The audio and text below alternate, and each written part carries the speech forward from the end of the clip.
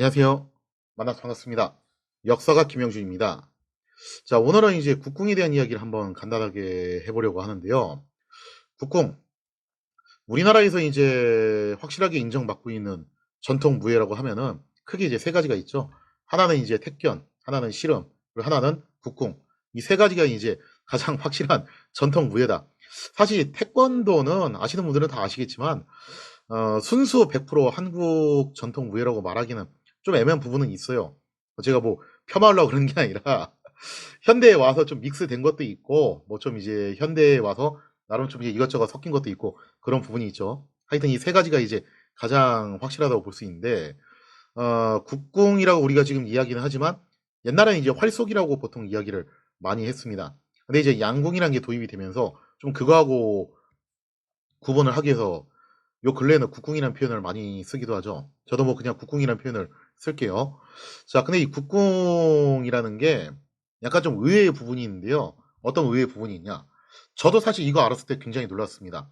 우리나라가 전통적으로 활의 민족이라고 하고 조선 시대에도 활 쏘기가 굉장히 많이 행해졌어요.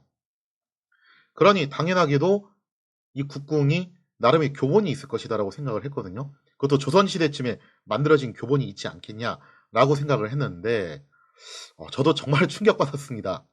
국궁이 교본이 없더라고요, 보니까. 교본이 없고 제가 친구한테 사실 선물 받은 게 있어요. 그게 뭐냐면은 요 책인데 사법 비전 공하라는 책입니다. 이 사법 비전 공하 이게 국궁 교본으로 알려져 있는데 저도 이게 국궁 교본인 줄 알고서 이제 처음에 봤죠. 근데 알고 봤더니 교본이 맞기는 맞는데 우리나라에서 만든 교본이 또 아니더라고요. 이게 중국에서 만든 교본이에요. 처음에 이 사법 비전 공화가 발견됐을 때 평양에서 이게 제작됐거든요. 당시 이제 군사 훈련을 목적으로 제작된 거라서 우리나라 이제 전통 무예 중에 하나인 국궁의 교본이 요거다 하면서 이제 세간에 상당히 많은 관심을 받았는데 알고 봤더니 조선시대에 자체적으로 제작한 국궁 교본이 아니라 중국 청대에 제작된 그 교본을 가지고 와서 번역을 한 거예요. 그게 이거더라고요. 이거 말고는 딱히 교본이랄 게 없어요. 이게 왜 그런가 했더니 국립민속박물관에서는 그런 이야기를 하더라고요. 왜 그러냐라고 했을 때 어떤 설명을 하냐면은 조선시대에는 활터가 굉장히 여기저기 많이 산지에 있었다는 거죠. 그러니까 지고화를 막론하고 사람들이 쉽게 활터에 가서 활쏘기를 했는데 흔히 이제 우리나라가 e스포츠 강국이라고 하잖아요. 그 이유가 뭐겠습니까? 시가지에 나가보면은 뭐 동네 곳곳에 PC방이 여기저기 산지에 있다는 거예요.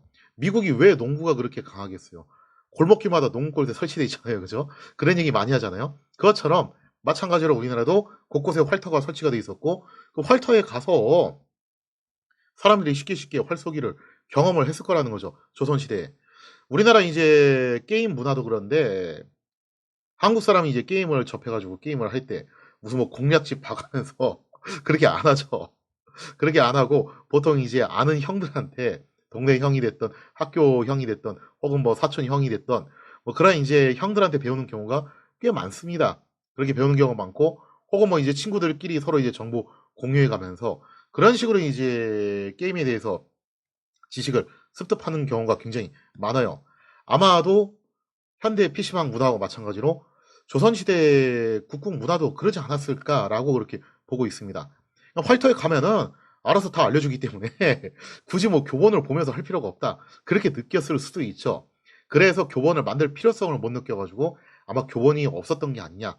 다만 이제 중국 청대에 만들어진 그 교본이 나름 괜찮기 때문에 그것을 도입해가지고 번역을 해서 이제 군사 훈련 목적으로 쓰기는 했던 것 같습니다. 이름은 사법 비전 공하. 사법은 활 쏘는 법이고 비전은 그 비법을 전수한다는 건데 공하는 무슨 뜻이냐면은 틈을 없앤다는 거예요. 즉 빈틈 없이 전한다는 거죠.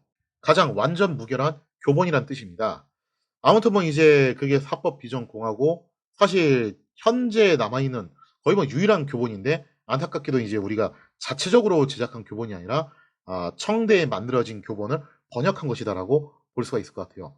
그러다 보니까 국궁 훈련이 지금도 그래요. 지금도 교본을 통해서 하는 게 아니라 구전으로 합니다. 그래서 이게 활터마다 또 어떤 스승을 만났냐에 따라서 사법이 다 조금씩 차이가 있어요. 논쟁도 좀 있고. 그것 때문에 좀 이제 통일된 그런 게 없는 거죠. 일본 검도하고 어떻게 보면 좀 유사하긴 해요.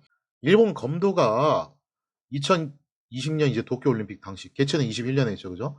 그때 이제 가라데하고 더불어서 뭐 이제 시범 케이스 종목으로 한 번쯤 선보이법도 하죠.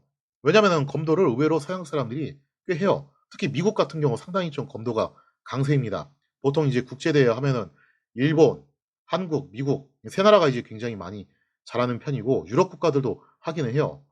그러니까 미국이랑 일본이 할 정도면은 그 두 나라가 돈 쓰는 게 한두 푼이 아닐 텐데 그러면은 '올림픽 종목으로 한번 밀어볼 법도 하지 않냐.'라고 생각할 수 있는데 검도가 죽었다 깨어나도 이제 올림픽에 못 들어가는 이유가 뭐냐면은 그 일본 그 유파가 대단히 복잡해요 그게.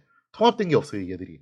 종주국이 지금 그런 상태라 가지고 막상 이제 우리나라는 좀 그런 의향이 있는데 올림픽 종목으로 밀어보려는 의향이 있는데 종주국인 일본이 그게 여건이 안 됩니다. 그래서 그것 때문에 이제 검도가 끝내 이제 못 올라가는 것이 아니냐 그런 견해가 있는데 우리나라 국궁도 좀 분위기가 그렇다라고 볼 수가 있겠습니다.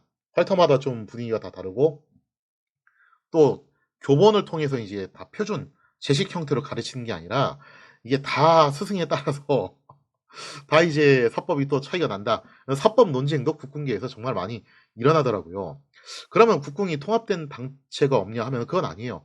대한국궁협회라고 통합된 단체는 있기는 있어요. 통합된 단체는 있기는 있지만 그 실질적인 사법 훈련 운영 자체는 제각각 그렇게 벌어지고 있기 때문에 의외로 국궁에 교본이 없다라고 볼 수가 있겠습니다.